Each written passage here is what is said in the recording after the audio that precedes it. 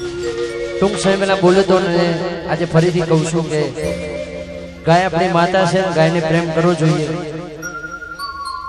એટલા માટે ગાય માતા માટે ગાઉં છું. ત્યારે પહેલા પણ કીધું તું અને જે ફરીથી કહું છું, લગભગ જેટલા બને એટલા પ્રોગ્રામમાં કહીશ કે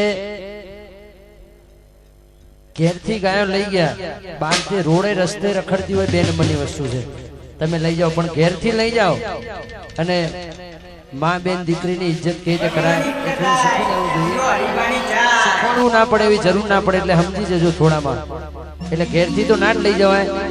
એટલા માટે એક માલધારીનો દીકરો છું. આજે ફરીથી ગાય મારી માતા છે અને આજે ફરીથી ગાવાનું મન થાય ત્યારે હો એ જીવ મારો જાતો હોય તો જાય, ગાય માટે પાસુરે પડાય ના.